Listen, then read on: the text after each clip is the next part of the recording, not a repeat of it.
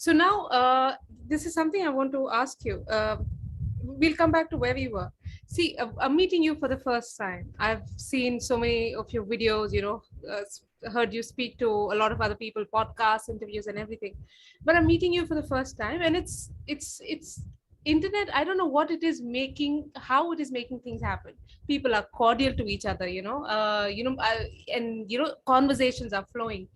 And I don't know what is the boundary of respect and all of that. So there is one question I want to ask you. Mr. Campbell, you are probably in your 70s right now. I am 77. You're 77 now. So if everything feeds into everything else, you're 77 and you have a long way to go. But at 77, you are sharp, as the American phrase goes, sharp as a tack or something.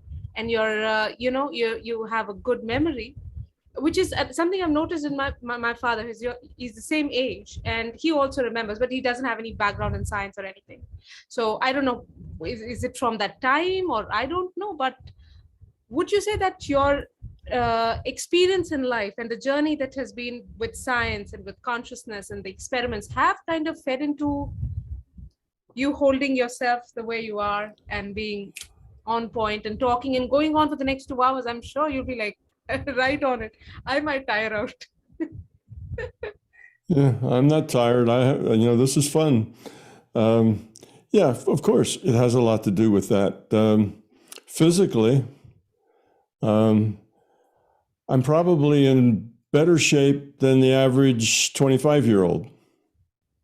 Amazing. So physically, I'm 77 and I go to a physician because of, maybe a kidney stone or something. So I have those ailments every once in a while. Those kinds of things will happen occasionally. And the first thing they ask me is, give me a list of all the medications you're on. And I'll say, none. I don't take any medications. And they'll say, what? You're, that's impossible. Nobody your age, doesn't take medications. You certainly must take some, but I don't. I'm healthy. I'm fit. I exercise, 4 times a week for a couple hours. Each day for a couple of hours, or in total? Yeah. 4 days a week. I do two days of weight training and 2 days of basically core muscle and cardiac. What do you call it? Audio. Yeah, your audio is getting a little funny here. Uh-oh. Better? Yeah, that's better. No, so like earlier you were talking about how you used different techniques that you developed with Mr. Bob Monroe and all of those things. Are you practicing those techniques too for yourself? I don't practice techniques anymore. When you're beginning this business, you use techniques to help do things. I always had to first lie down and get into a good meditation state and, settle your mind and push all the other stuff away, and you do all that kind of stuff. But I don't do that anymore. I don't actually sit down and meditate ever, but my life is a meditation. So I think it'd be just as accurate to say as I meditate all the time. My life is a meditation. I'm always in that state where I'm connected to my intuitive side as well as my intellectual side. And I don't have to leave here to go there. So early on in my growth and learning, I'd have to go lie down in a bed and close my eyes and then go out of body and then go on an adventure and do things and ask questions and get answers and do research. Now that's not necessary. I have access to all of that reality all the time, just as a matter of having an intention. So those things that used to take a half an hour to get there, and then there was a big difference between here and there, now it's just all one thing. It's all reality. So as I need information that's intuitive out of the databases, it just comes whenever I need it. I don't even have to ask for it. It just appears as I need it to appear. So yes, I'm very physically fit. Can I say I'm unusually fit, unusually strong, and unusually healthy, but that's because I modify future probability with a positive intent. I don't have the negativity. Life does not make me angry. I have fun. This is fun. I have fun. My life is mostly joyful and satisfying. So It it's plays into it. Plays into yeah, it. yeah. So it's all good. Great. So I don't age. Matter of fact, my wife is 12 years younger than me, and if you were to look at us and kind of just judge quality of health and everything, I would seem to be probably 12, 15 years younger than her.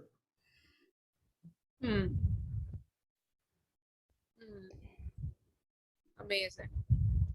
So, yeah, this is something that I wanted to ask you. One of the things I wanted to ask you, since I, got to know about your work and everything.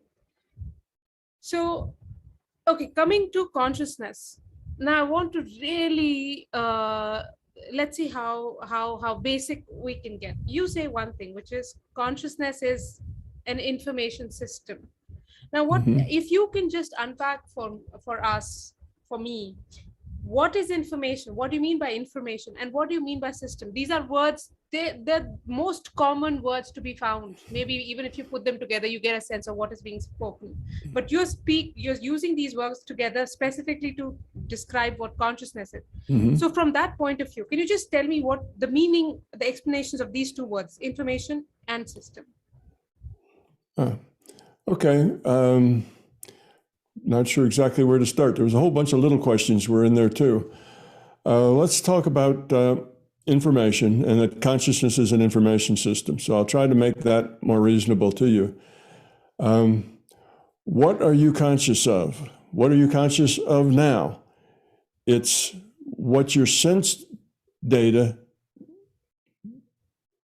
is aware of, right? You have sense data. You have 5 senses. You hear, you see, you feel, you smell, you touch, you taste. I forgot that, did touch twice and left taste out. So you do those 5 things, and that is the information you gather. Your senses gather information. So a photon bounces off of a tulip and then bounces into your eye and you see a tulip. You're just collecting data. You're collecting information. So let's say we turn all your senses off. We turn all 5 of your senses off. What are you?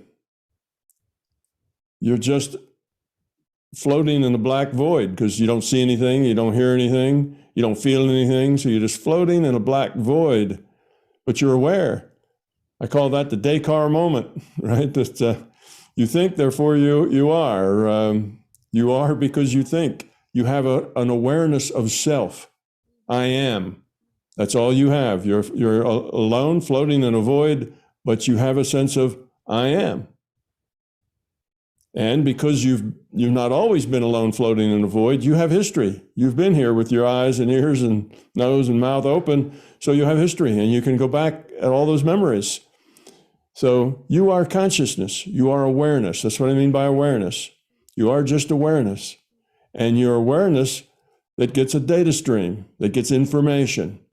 That information now for you is what information comes through your 5 senses. And that's all. So your reality is you getting that data and interpreting it. Yeah. And everybody interprets that data differently. So now let's put you in a virtual reality machine, goggles, put on the goggles and the headsets and everything. Now your data stream's different. Now, though you're sitting in a couch in your living room, you think you're underwater and you see jellyfish and whales swimming by and all that sort of thing. Well, it seems like you're in the ocean and you can turn your head and look up and look down and they're all around you. You're under the ocean. That's a virtual reality game. Now you're getting data from under the ocean and that's what you see and that's what you hear. But it's not what you smell and not what you taste. So that virtual reality is only a virtual reality in 2 of 5 dimensions that you have for data. Right. Now, if the virtual reality's got better to where you could feel the water slushing over your body, and you could smell the salt and you could taste the salt, in the water, then you'd have all your senses and you would be there. And there wouldn't be any way that you could tell you weren't in the water because you'd feel wet. And everything you see, you turn your head and your hair would kind of float out here in the water. And, that would be a virtual reality. So our reality, our sense of being conscious and being aware of things, it's really awareness with information, awareness that gets a data stream. That's what it is. So just think of your five senses as data on a data stream. Just like if you were playing The Sims, the computer, the server would send you a data stream, send your computer a data stream. And your computer would take that data stream and put probably 1.5 million dots of light on your monitor. And you would look at those 1.5 million dots of light and you'd see other people, houses, cars, whatever it was in front of you. That's what you'd see. You're interpreting the dots of light to be that Sims household with its, all its furniture and everything else. You interpret those dots of light to be those things. Okay, so now you're a consciousness and you're getting a data stream. You interpret that data stream to be this physical reality because you're logged on to an avatar that's in this physical reality. You only get to see, hear, taste, and smell what that avatar sees, hears, tastes, and smells and feels. Okay, so that's the way the game works. So your reality is information. It reduces to information in a data stream. That creates your reality. The avatar feels. Pardon? The avatar feels. You said yes, whatever the avatar feels, sees. Through the senses. And so on. Oh, okay. All through the avatar senses. So you're getting data. See, if you're playing The Sims, then you see what your Sims character sees.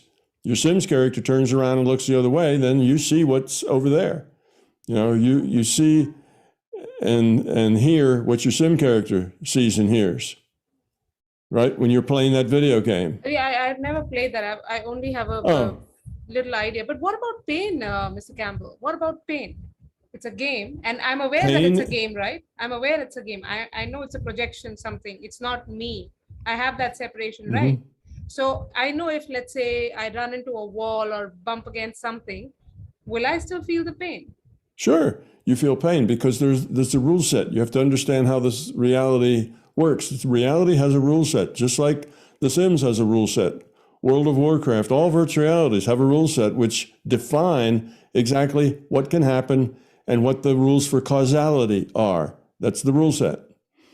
So they define what's possible and what the causality is. So because your avatar has evolved with this in this reality frame, this virtual reality is an evolved virtual reality, not a programmed one.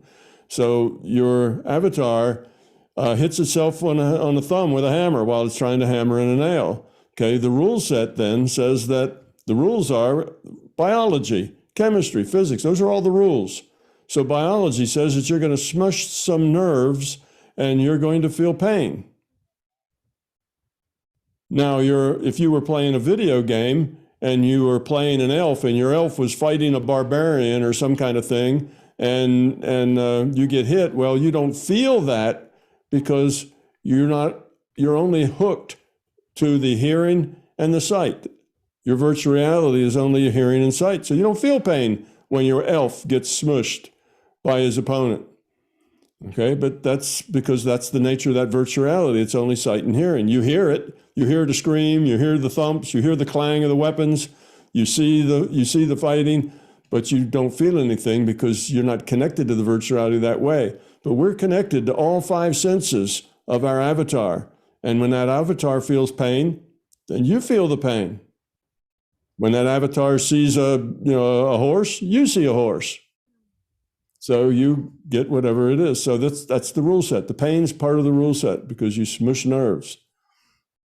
So that's why that works. So you think, let's say that you are in an accident and you have got hit on the head and you have some brain damage, maybe a really bad concussion, and that you can't remember anything and you can't speak well. You just mumble your words, and maybe when you walk, you drag your foot.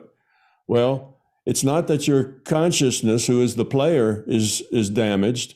It's that your consciousness now has to play an avatar that slurs its speech, can't remember, and drags its foot. So it is now limited. So the rule set basically defines what the player, you are consciousness. The player is the consciousness. You're the avatar. Your consciousness is the player. The rule set defines what you can do with that player. So that player that you're playing now has a really bad concussion, can't speak, can't remember, and can't walk very well. So you have to play a character that has those problems, that has those issues.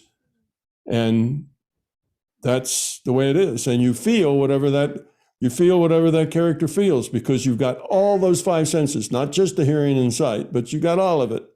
So you feel that pain, and you're limited by that pain. Now, also,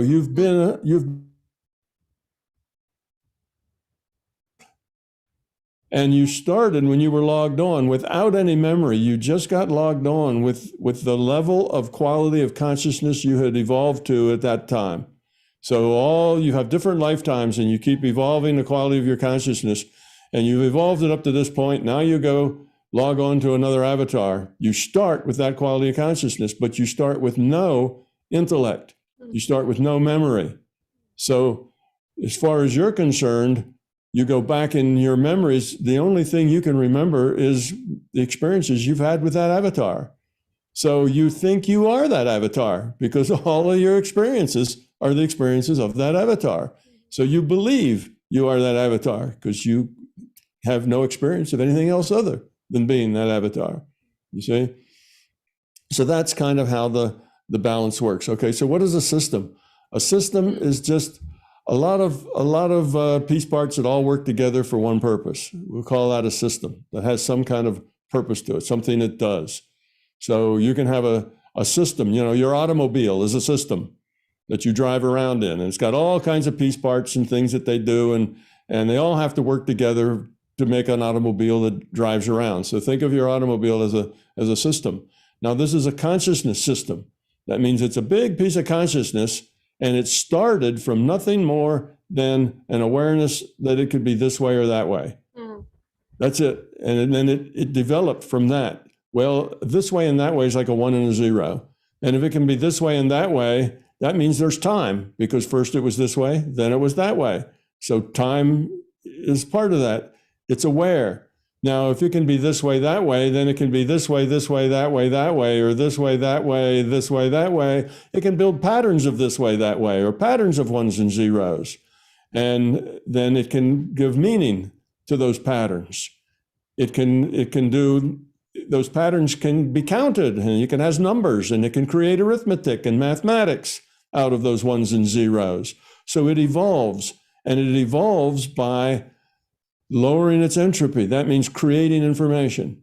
Start with this where it started, this field of information. Start with it. All the bits are random. Then there is no information. All the bits are random, no information. So then it takes those bits and does something purposeful with them, orders them in some way, makes a pattern. Now that pattern can be given a meaning of some sort. Like I say, then you develop that. If you can do a pattern, then you can do a pattern of patterns, and a pattern of patterns. And then you can take that 1 and that 0 and just alternate them, 1, 0, 1, 0, and make a metronome. Now you've invented regular time. Now you can make sequences of patterns. And this keeps growing. So the more that you can create and make order, you're lowering entropy. You're creating information, creating order out of randomness, and you're lowering entropy, which is your only big motivator. That's what motivates you, is that you need to lower entropy. If you don't lower entropy and you raise entropy, well, you might end up back at everything's random again, and your information system's dead. It's gone away. There's no information in it anymore. So lowering entropy is the thing you want to do. So you need to keep creating more and more significance, not only just random patterns, but significant patterns that mean things. Mathematics is a natural thing for it to create, because there's meaning there. You can count and group. And so it does that until it gets to the point that its rate of evolution slows down because it's just one monolithic thing doing this, one monolithic thing. So then it breaks itself into pieces, just like the cells did, and it now becomes multiple things. And it gives each one of these subsets of itself free will. It also has choices. That's all free will means, is that you have a choice. So they also have choices. Now you have the original thing and a bunch of other things like it that are just subsets of it. If you're into computers, you'd say that those subsets were virtual machines inside a bigger machine. I don't know if that rings resonance with you, but that's kind of computer speak, where you can emulate a computer inside a computer. And anyway, so you have these little virtual machines, or these subsets of yourself, and I call those the individuated units of consciousness. And now the interactions, the possibilities are huge, because you have things with free will all interacting with each other. Okay? Now, what you have is that's a virtual reality. It's about to become a virtual reality, because virtual reality just means that it is a set of rules by which people have to interact. So the first virtual reality was communication protocols. How could these things communicate with each other? Okay, so that had to be worked out in certain rules. Syntax, vocabulary, whatever has to be worked out, and that's a rule set. That's the first virtual reality. Consciousness is fundamental, but this now is a virtual reality in which consciousness is interacting by communicating. Well, just communicating in this big chat room where everybody's connected doesn't stress your choices very much. It's a very mild and a very narrow band of choices that you have. So the system realizes it's growing, and it's making different combinations, and it's lowering its entropy, but not very effectively. What it needs is another virtual reality that has more consequences, better choices, moral choices, ethical choices, choices between right and wrong. You see? So it gets a set of rules together, rule set, and it gets some initial conditions and says, all right, when I start the clock, the initial conditions will change according to the rule set. All right, we do that. Well, that didn't work out too well. That only went so far, and it dead ended. It blew up. All right, let's change the initial conditions and change the rule sets. Do it again, and do it again, and do it again. Trial and error. Eventually, those rules have been created in tune with each other. All those rules, all right.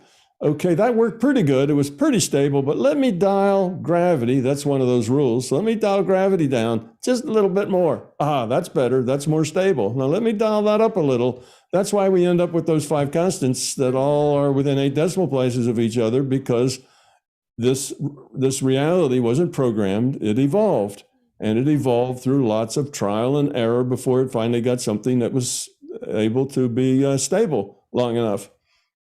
So then the rule set is what we call science. What scientists do is dig out the rules, try to understand what the rules are for this reality. Okay, so that's where we are. We're those individuated units of consciousness, really. Okay, and we're playing this game. And the reason that we want to log on here is because now the choices are much more dramatic. They're much more meaningful choices if we make the choices of these avatars. Because before it was just, what are you going to say? What are you going to reply? It was just communication in a big chat room. There wasn't anything that really helped us develop our potential. We became very good chatters, but that's it. All the rest of our potential wasn't actualized yet, because we didn't have anything that required us to do those choices.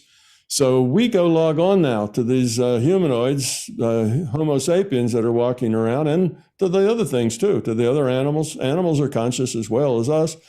And so we log on to these people, and suddenly we've got life and death choices. We either figure out how to feed ourselves or we starve to death. We have families, we have children to protect. We've got all sorts of things that are not just in a chat room, but life and death experiences to us, because we believe we are those people. Remember, we log on and don't remember anything but that. because that's the way we log on to this. So anyway, we do what most people do. We do the easy and the quickest thing that gets us what we want, and that's a poor choice.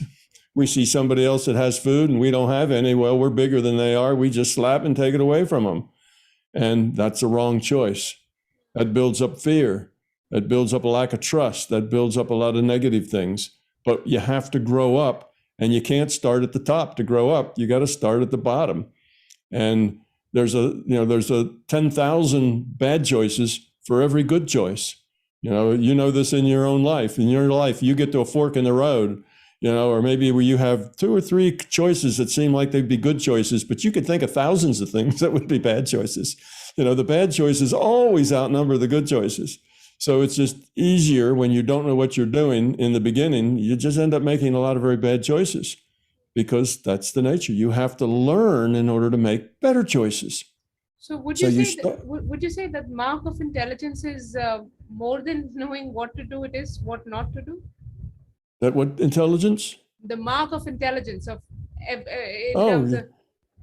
yeah. Well, the mark of intelligence is learning, is being able to learn, being able to take whatever experiences you have and gain from them.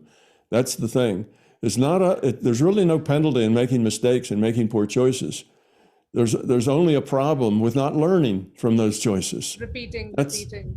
Yeah, that's the problem. So being aware and learning from those choices, that's really the mark of intelligence. Right. Being aware of things and saying, oh, I see how this happened. I see why that happened. I'm going to fix that because I didn't like that very much. I'm going to make it different. So anyway, so here we are humans, and we're there to lower our entropy. That's the whole point of the system. And we do that by cooperating and caring and sharing and loving. That's how we do that. And that's our job to figure that out. Right. Well, Homo sapiens have been staggering around on this planet for about 200,000 years. And most of that time, our learning has been very, very slow. But that's the way evolution is. The more you learn, the easier it is to learn more. So learning accelerates because you get better at it and better at it. So if we just go back and look at the last 500 years, you'll see we have gained a great amount of learning. We've grown up a lot in the last 500 years, probably more than we grew up in the, 95,000 or whatever years it was before this, before the last 500 years. We've really grown up a lot in just the last few years because it accelerates, and that acceleration is keep going. So that learning curve, let me draw a line here like a graph, it grows just a little bit, and then it goes up. Like so. Yes. That's the way the learning goes. And right now we're just on the knee of that curve where it starts to accelerate. So we're here and it's growing, and now it just started. I can't get my finger to do that. It's just starting to grow, and up it goes. Yeah, and that's the logical way, right? Because it's woven into evolution. So that's logic, right? Yeah, right. That's logic. So evolution accelerates. So here we are, and we're here making choices.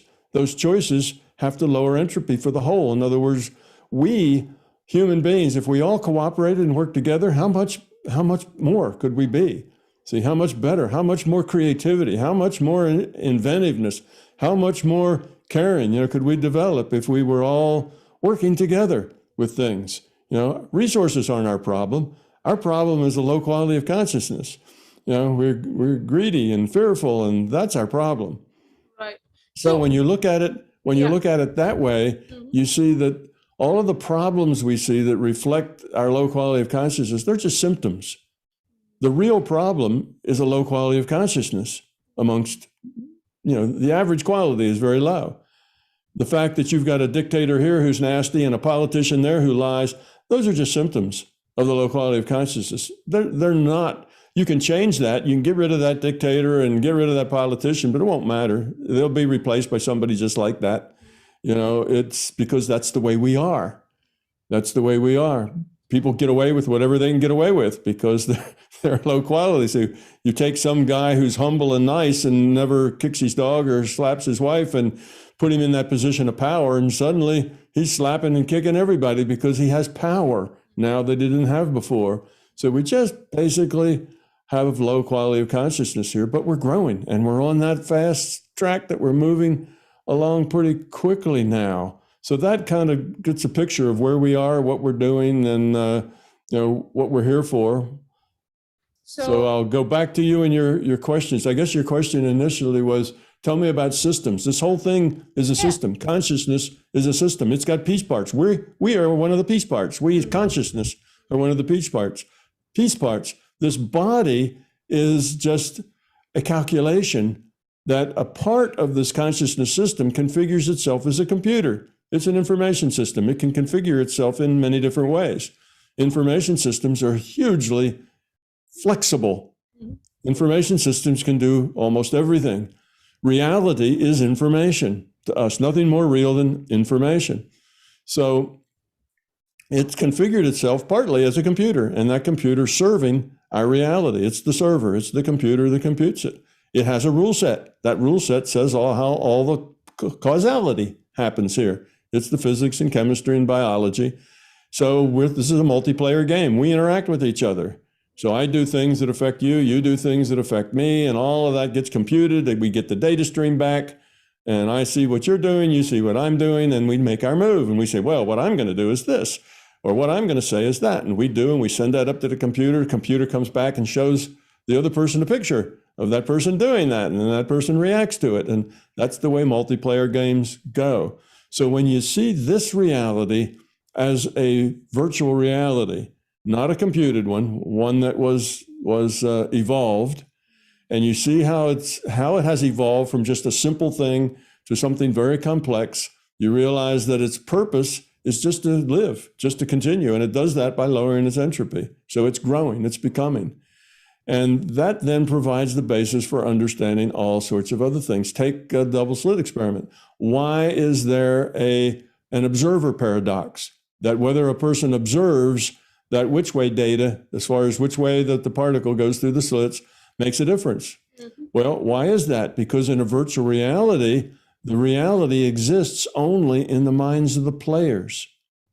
It only exists in the minds of the players. You have data, you have a computer, and you have a bunch of players, and the computer sends information out to the players interpret that information, make their actions, send it back up, the board changes, and the virtual reality exists only in the minds of the players. For example, take again The Sims or World of Warcraft. If there are no players logged on, what is their server doing? Nothing. It's not just spewing out information into the void.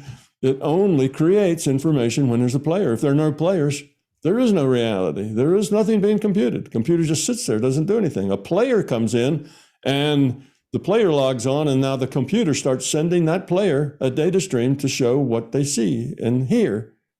You see, and then they play their game. So because the information only exists in the minds of the players, this is a virtual reality. So if you want to put a new particle in this virtual reality, if you want something to be here, it has to come in through the mind of a player. In other words, something has to happen and the player has to be aware of it. That's the only way it can get into the virtual reality. That's why you have the paradox of consciousness seems to affect the state of the outcome of the double slit experiment. Because if there is no player, there's no way to change anything, to add or take anything away from the virtual reality. That only happens through the awareness of a player. So see, that makes sense.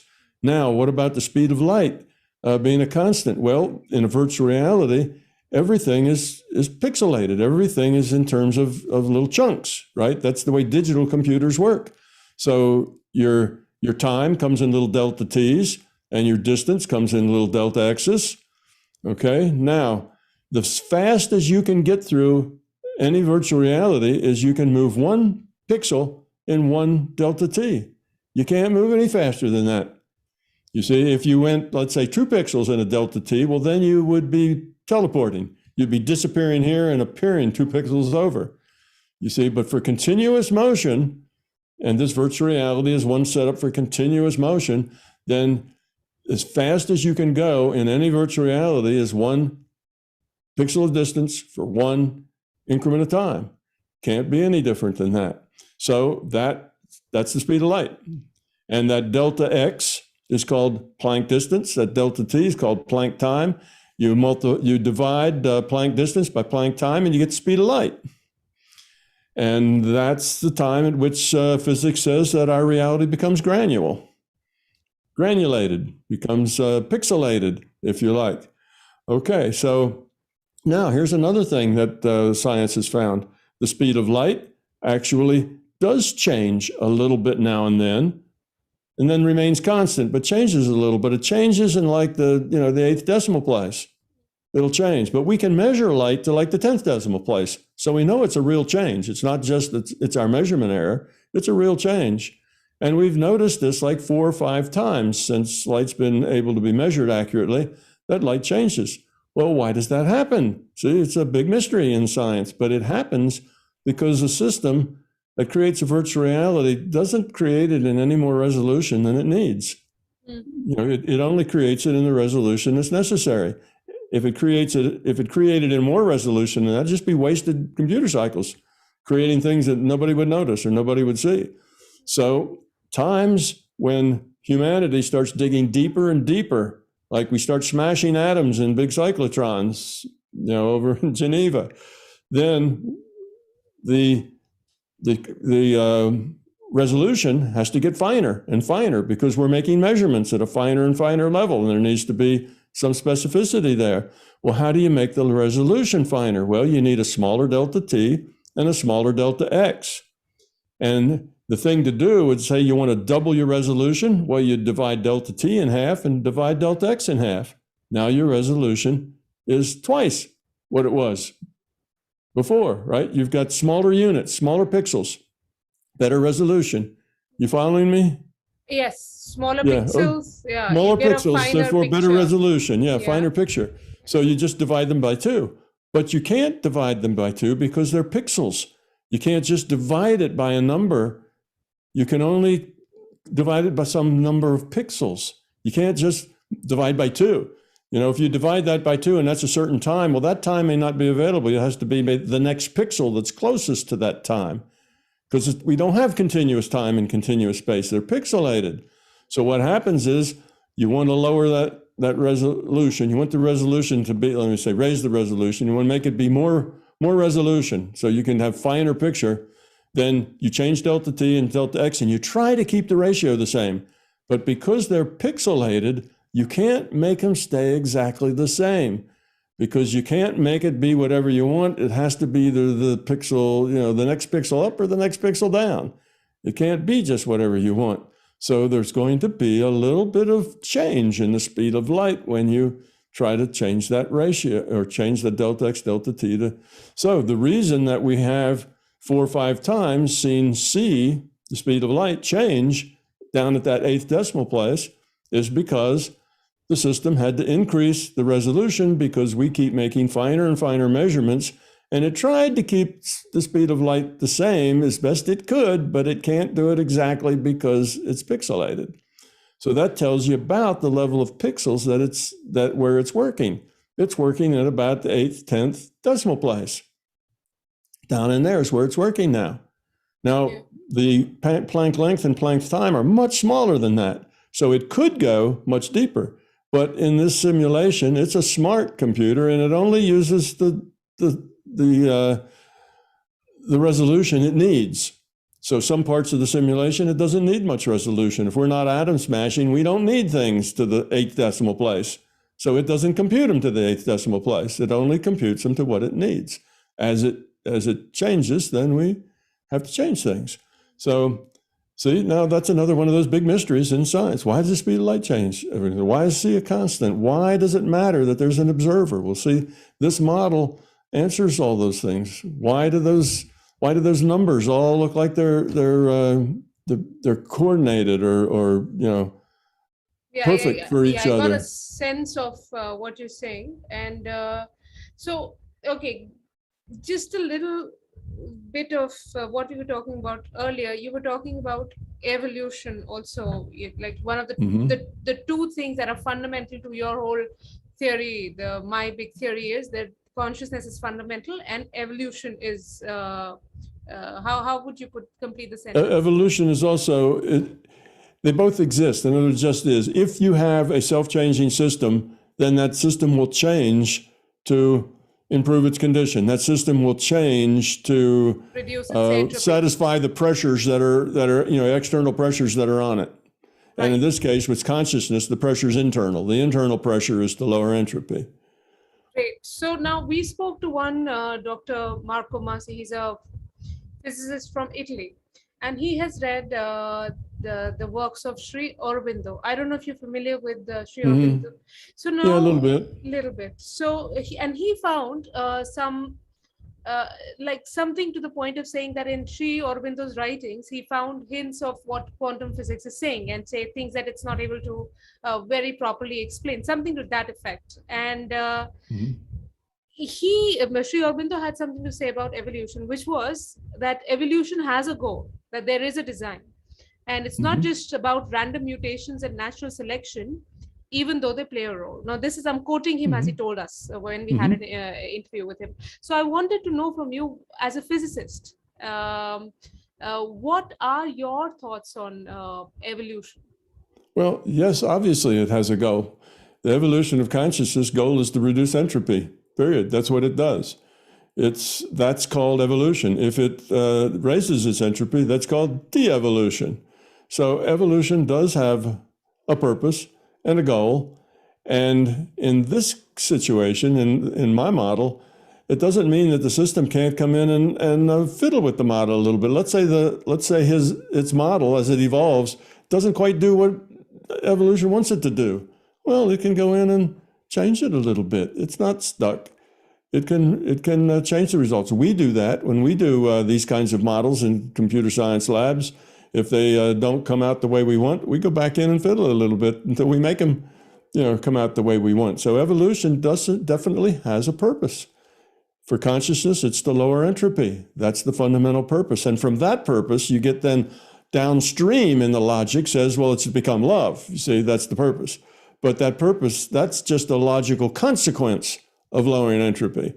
That's not, it's not like its purpose is to become love. It's just that becomes what happens when you lower entropy. An eventuality. Yeah, that's a result of its purpose. Its purpose is to lower entropy, but the result of that, how we do that, is through cooperation and caring. That's how we lower that entropy. So yes, it does have a purpose. Something is working toward. Now, evolution is an open-ended thing. It doesn't have an ending. It's an open-ended thing. What if there Things is that evolve? What if entropy? There's no entropy. Will there ever come a time? Yeah, no. Well, a couple of reasons why. You won't get to no entropy, either the system or you as a person, because there's two things. One, that is seen as like an impossibility to get to, and you can't lower entropy to zero. And the reason for that is that once you get it close to zero, okay, you have to keep putting energy in to keep it that way. You still have to keep working. It doesn't just stay there. You don't put it at zero and then it stays there. That always requires a lot of energy. And what that means to consciousness is if you grow up and you evolve and you become love, and if you stop working on that, it's not going to stay that way. You start to de-evolve.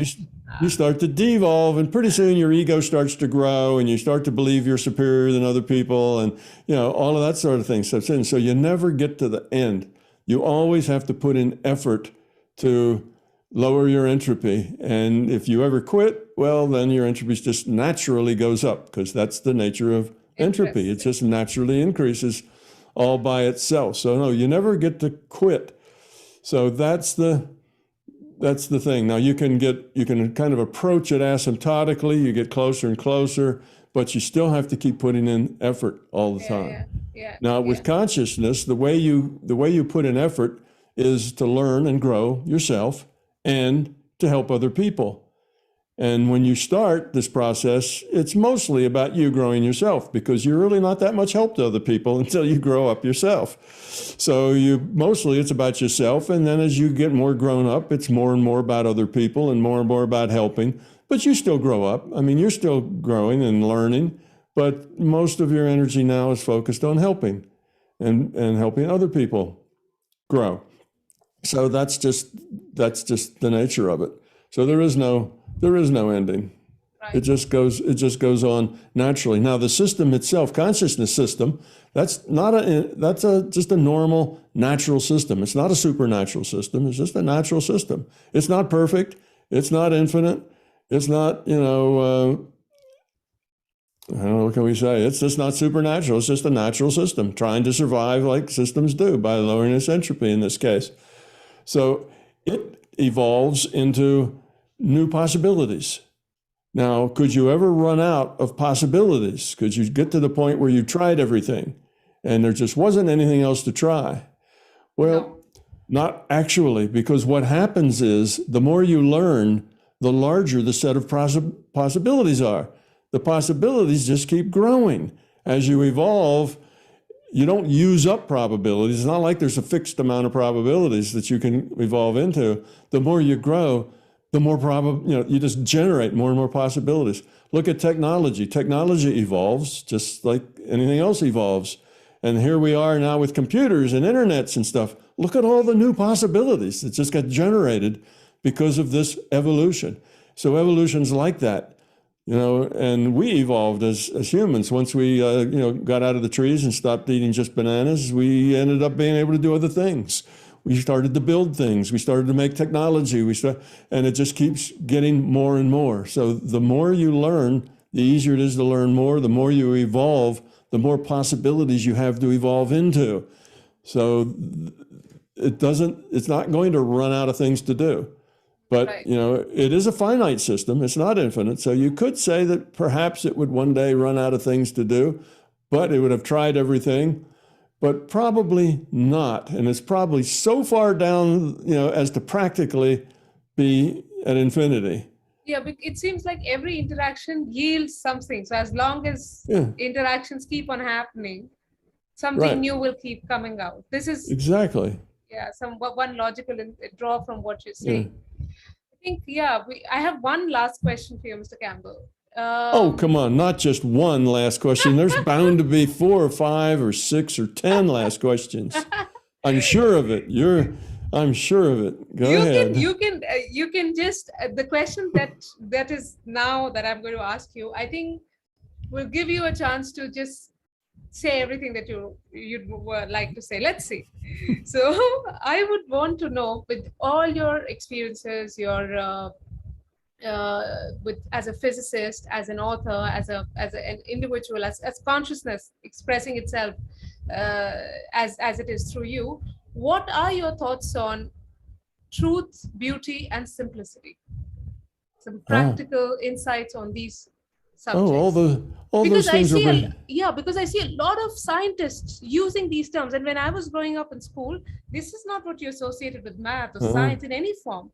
But people now, scientists of a certain caliber, of a certain order, certain level, that's how they define their field. Yeah, sure they do. And even when I was in school, which is many decades ago, I was told even then that we have a thing called Occam's razor, and Occam's razor says that if you're talking about something fundamental, then and you have different theories. The one that is most likely correct is the one that's the simplest, that has the fewest assumptions. And that has been a tenet of physics, from when I first started physics. That was an idea that fundamental truth, things that are fundamentally true, not necessarily logical, extrapolations into various things, that they can get very complex. But the stuff that's fundamental needs to be simple and elegant. If it's terribly complex, it's not fundamental. It's something else. And Albert Einstein said, he had a couple of quotes about that, but one of them was a story about how, as he got new theories and was trying to work out his theory of relativity, he'd talk to a family member. It was maybe a niece or an aunt or something like that. And he talked to this lady who was not a physicist at all. But he said that if I cannot explain it to her such that she can understand it, then it's because I don't understand it myself. That if I really understood it myself, I could explain it to her. Right. And that was his thought. So as long as you're all wound up into complication, then it's not that that's not necessarily true. It's just not necessarily fundamental. Mm-hmm. Fundamental truths are simple. Simple. And we call these simple truths beautiful. We call them elegant because they're just so profound. You see, that, and they answer a whole host. They put a whole lot of things. Life is a puzzle. It's got all, it's like a jigsaw puzzle with 10,000 pieces in it, a really hard jigsaw puzzle. That's the way we see life. It's complex and it's all such that we just don't know what it means and what it's doing and why it's like the way it is. And it seems very complex. But when you understand the fundamentals, then all the pieces fall into place and it's simple. It's not all that complex. If you just understand a few basic things, everything else becomes easy. It all becomes easy. And and I call that beauty. That there's beauty in that. There's beauty in that simplicity, and there's beauty in that elegance, and beauty in that sense of being, of meaning that is so broad and so deep at the same time. And yes, that's fundamental truth. That is just the way it is, and it's fundamental truth. So it's the same. It's exactly what you're saying. Like I've spoken to them and said sometimes they want to pull their hair out. Like they feel that something is waiting for them at the corner, at the next turn, and then they turn the corner and there is a strong pull. And when they find it, say it's a connection between patterns or something, whatever it may be. But when they find it, and even in life, we see certain things just fall into place. It gives you a sense of, I don't know. In life, I don't know if we call that beauty, but it makes sense, I guess. Yeah, it feels right. It's rightness. Yeah, it feels right. But I have a lot of, you can go back and look up some of the great physicists that we've had. One of them is John Archibald Wheeler. He was one of the big ones, but you can go back and do the older guys in the past century, but you will find that after quantum physics was around, you'll find that the elder, wiser statesmen within physics were saying things like, when we finally understand how this works, it's going to be so simple and so straightforward that we're going to go, oh, geez, that's obvious. Why didn't we think of that? That's the way it's going to be. Wow. They're saying it's not going to be some vastly complicated thing with 20 pages of mathematics. Says that's not where the answer is. That's just wandering off in logical, consequences. Says where we're going, what we need is another paradigm, another way of looking at reality. And when we get that, we're going to say, oh, why didn't we think of that earlier? That's so obvious. It fits.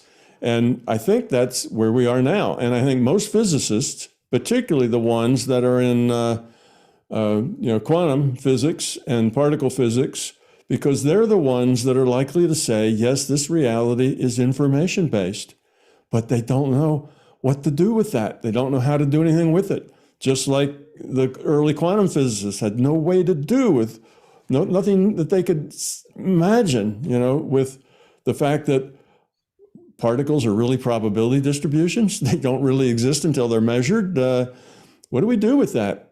And they had no idea. And science now has been waiting for almost exactly 100 years. It was like in the 1920s when quantum physics came together. Now we're in the 2020s. We're 100 years later.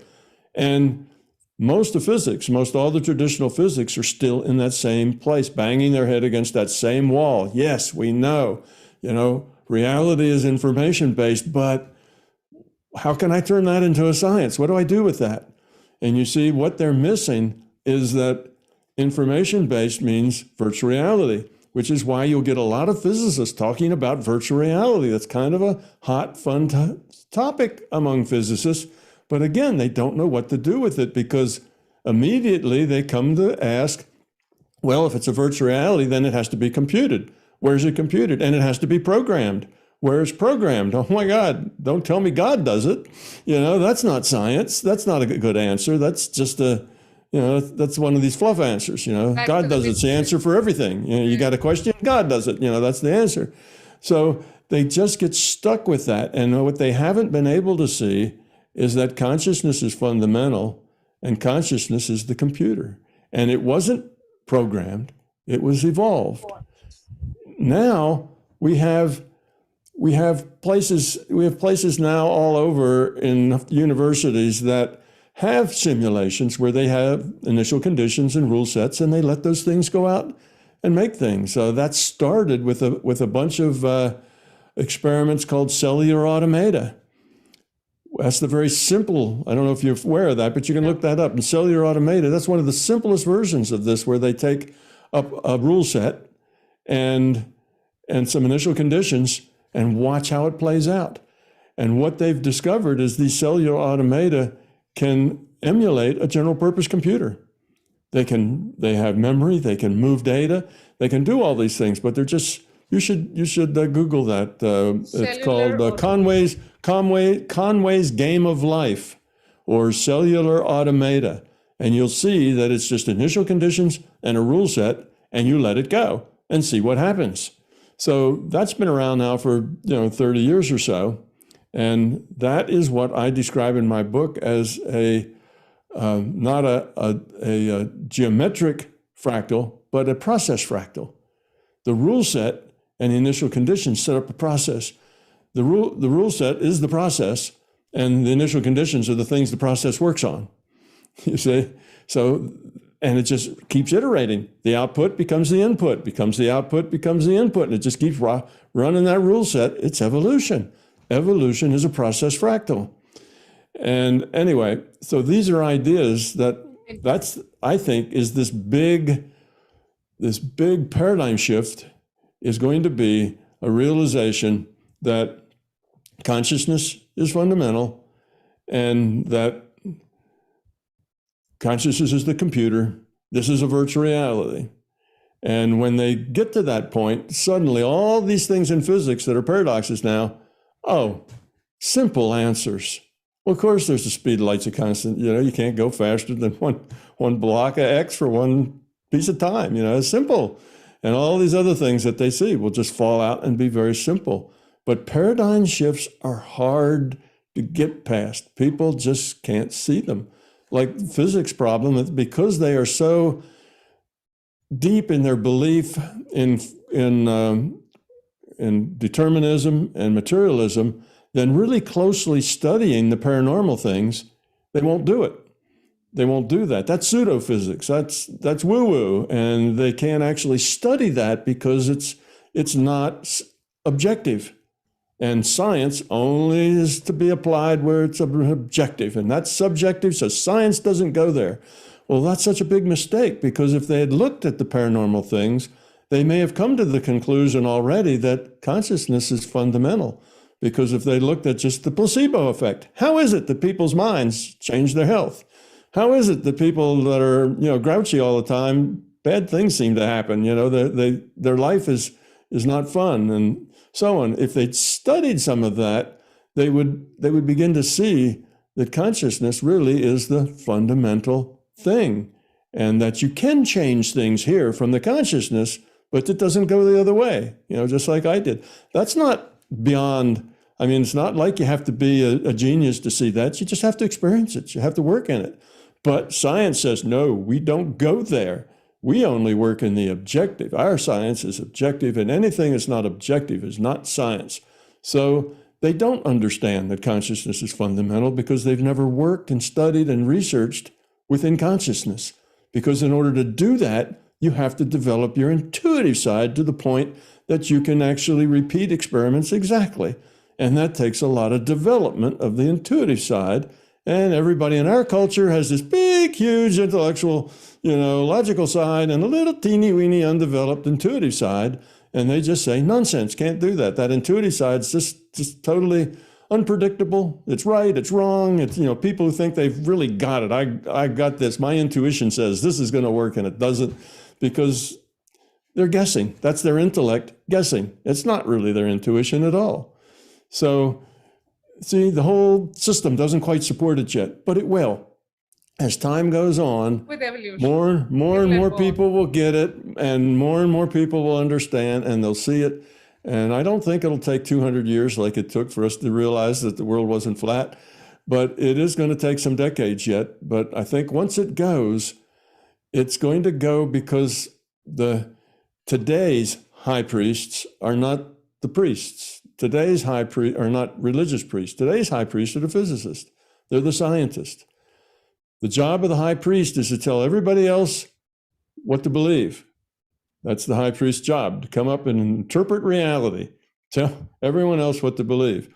And when the high priests of science, the physicists, finally get to the point where they say, this is a virtual reality, then suddenly, that ball's going to start rolling and everything's just going to go.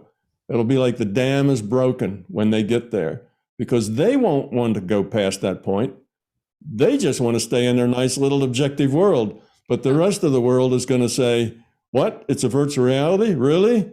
And the physicists say yes. And they're going to say, well, where's the computer? Who's the programmer? And that's just going to start discussion, and it's just going to take place. And over 2 or 3 decades, we're going to end up with the conclusion that love's the answer. And when we do that, then this world will start to become a better place, because people will begin to evolve more quickly. You can always play better in a game if you know what the rules are, if you know what the game is. If you're just wandering around clueless in the playing field, then you're not very good at the game. Well, this game is entropy reduction, growing up, becoming love. And once people realize that, they'll be so much better at it. They'll work that way. They'll grow. They'll look for change. They'll stop being so angry and upset and pointing their fingers at blaming other people. And we'll live in a kinder, gentler, more peaceful, more productive, and we'll all have more personal freedom. We'll all be able to do lots of things. Follow our love. That'll be easy. You don't have to just slog it out making a living so you can pay the bills. You'll be able to choose all sorts of things to do, because when you have a society that is everyone in it is trying to make everybody else in it, have what they want. If everybody in that society is trying to help you get what you want, and you're trying to help everybody else get what they want, then the society can adjust and configure itself in ways so everybody gets the maximum amount of personal freedom, which is a really big problem for people, because they think collective. Oh, a collective. That means a few people are in charge and everybody else is obedient, and that's terrible. Oh, then that's socialism. That's communism. That doesn't work. That's a dictatorship. But that's because that's based on fear, not on love. That's a fear-based thing. On the love-based thing, everybody wants everybody to succeed. Everybody wants everyone to have fresh water and a good education if they want it. And you're not stuck in a particular career. If you decide to say, well, look, I'm a brain surgeon, but I'm really not getting much exercise. I'd like to go out and get on the back of a garbage truck and empty garbage cans, because it would build up some body strength and I have time in the fresh air. So let me be a brain surgeon Mondays and Wednesdays and Fridays, and I want to be on the garbage truck on Tuesdays and Thursdays, and that would be fine. You see, now you get in a career path and there's no choices. If you just do garbage, then all you can do is manual labor. And if you do brain surgery, it's all you're going to do is brain surgery. You're just stuck there. And your life gets to be boring, and you're just going through the motions. You're not as creative. You're not as inventive. Wow, what if everybody could follow their joy? Just think how inventive and creative we would be. That's something that you're doing. That's why you're doing this on a shoestring that you can hardly afford, because it's your love. It's what you're doing. That's creative. That's wonderful. It feeds back. Wouldn't it be nice if everybody were like that, trying to help everybody else be as creative as they could? So you see, there's a really nice picture ahead. And will we get there? Yes. Guaranteed, absolutely, I can say, probability of 1. We will get there. How long will it take? Not so soon. You see, you never know. We could get to that point where the physicists say, this is a virtual reality, and end up in a big religious war with my God's a better programmer than your God, and start fighting with each other again. Hard to say, but we have the potential now to do it, and we've never had before. Humanity's never had the potential to do this before, because we've all been isolated. Buddha understood it. Krishna, in that group, they understood it. Buddha understood it. A lot of the older, yes. the older wise people, they knew how reality worked. They understood it very well, but they could just be a little pocket of reality. They were always in the margins. They never made it into the mainstream. They were always a subset. And when materialism took over the mainstream, well, they were kind of shut out in the margins. And that's where they've been. So that the old high priests were religious and the new high priests are physicists. So that's the problem. We have to get them in the mainstream. And when the physicists say that this is a virtual reality, I think the mainstream is going to pick up on that and demand to have answers. What does that mean? And the physicists will say, well, we don't go there. It doesn't really, we don't know what it means, but most people won't, they're going to go right on. What does it mean? Well, it means something, let's figure it out. And they're going to go for it. And the physicists then, after they initiate it, they'll be drugged kicking and screaming into that reality. But eventually they'll take it up and realize, as crazy as it sounds, this actually does better physics and solves our problems here in physics. So in any case, that's me just wandering around here. No, it's a good note, I guess, to end this long conversation, Mr. Campbell, that we've had. And I just want to thank you for your time, for your generosity with your time and your insights. And I wish you all the best with all the work that you have yet to do. Yes, well, thank you. And I appreciate you, going to share this. Obviously, that's why you're collecting. It's not just for you. You're planning to share this with other people, which is good. Because once we get to that time where the physicists call it a virtual reality, if enough of us have an inkling of the logic that turns up, once you make that statement, the logic that leads to that, then we won't have more religious wars about who's God's the better programmer. We will be able to grow up a lot quicker. So the more people that have that understanding, the more likely we are to turn this corner and just move off into positive space. So I'm grateful for people like you that come and gather this information up and spread it out onto others, because that's important. That's the knowledge that's important, is to get people to understand these things. So I thank you also for just coming here and doing the things that you do.